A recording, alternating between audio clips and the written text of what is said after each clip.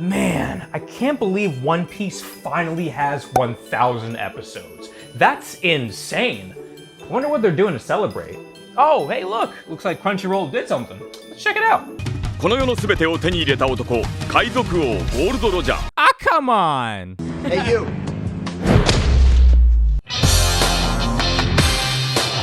Hello, everyone, and welcome to my review of each arc in One Piece. We finished the East Blue Saga, and now it's time to begin our next chapter of the Alabasta Saga. So strap up your hiking boots, struggle to set up your tent, and realize hiking isn't as fun as you thought it was gonna be as we climb Reverse Mountain, the entrance to the Grand Line. Subbed or dubbed? Still dubbed.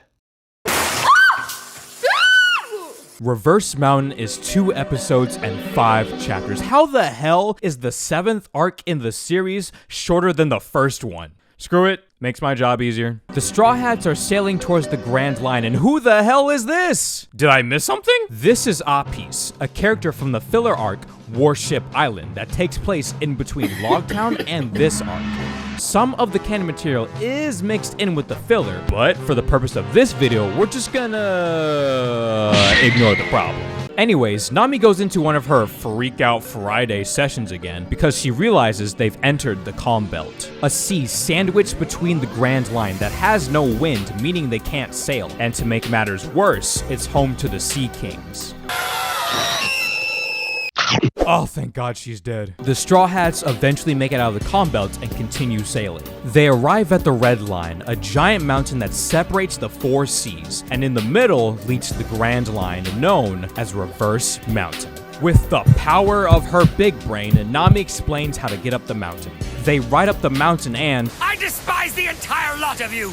Thanks to your meddling, I have no chance of obtaining Dragonite! Who the fuck are you? Luckily, Nami has no morals and kills the guy with 0 hesitation.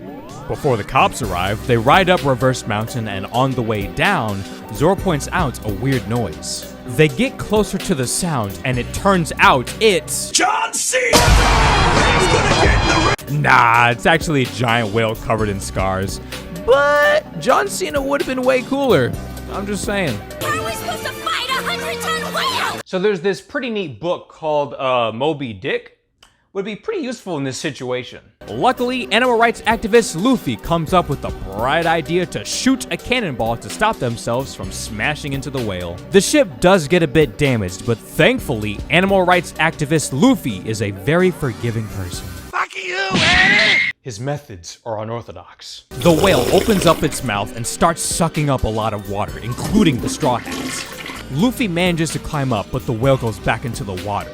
Luckily, Luffy finds a door on the whale.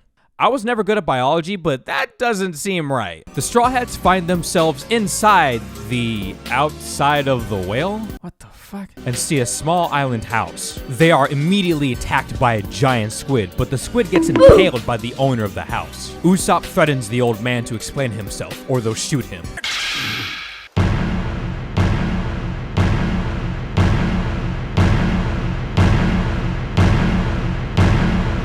The old man reveals himself to be Crocus, the lighthouse keeper and doctor who's taking care of the whale, and says that the sky is just a giant mural he painted. Thank God, because this would not be a pretty sight otherwise. Crocus shows them the exit and the Straw Hats try to leave, but a strange rumbling starts to occur. Crocus says the rumblings are from the whale smashing its head on the Red Line, which explains why it has all those scars. It's all starting to make sense. This shit has not made sense since episode 1. Crocus goes to calm down the whale and hold up, what's Luffy up to during all this?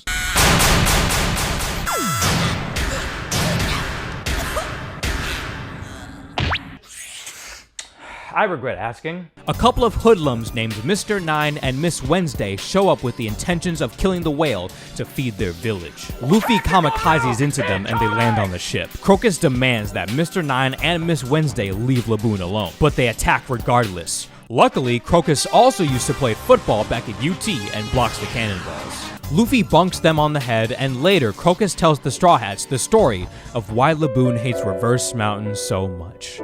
It all started 50 years ago. One day, a group of pirates from the West Blue came through Reverse Mountain, and with them was a small island whale named Laboon.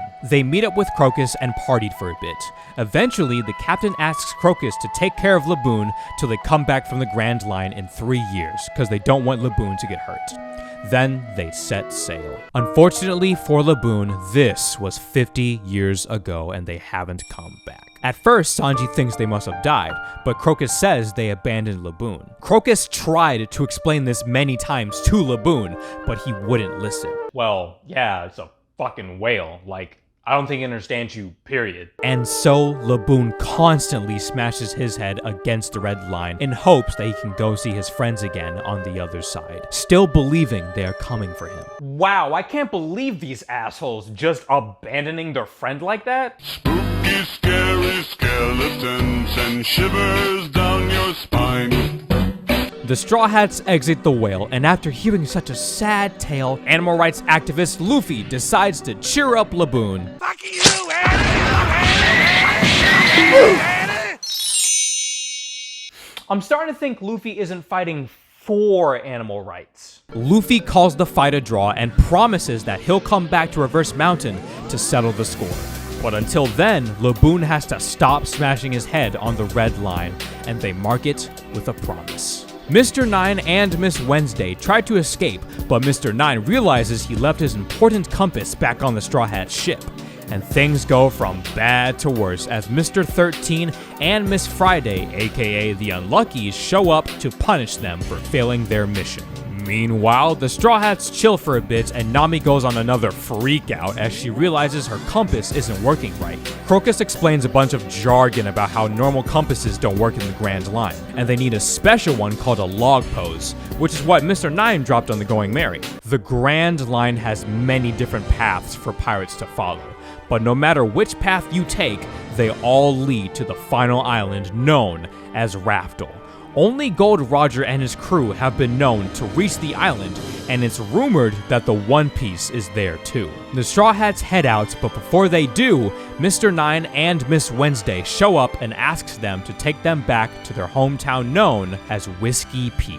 Like the idiot he is, Luffy agrees and they set sail towards Whiskey Peak, saying their goodbyes to Crocus and Laboon. But before the episode ends, Crocus speaks like he's talking to someone, thinking that the Straw Hats might be the ones to make it to Raftel, and he mentions Gold Roger.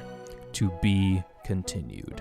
And that's the end of Reverse Mountain, the very first arc of the Alabasta saga. While this arc is short, it's definitely a nice change of pace from high-stakes arcs like Baratier or Arlong Park. Plus, Reverse Mountain is actually pretty funny and provides some decent lore. Thank you guys for watching, and stay tuned for the second arc of the Alabasta saga, Whiskey Peak. Like, comment, subscribe, the whole YouTube shebang, and I'll see you in the next video.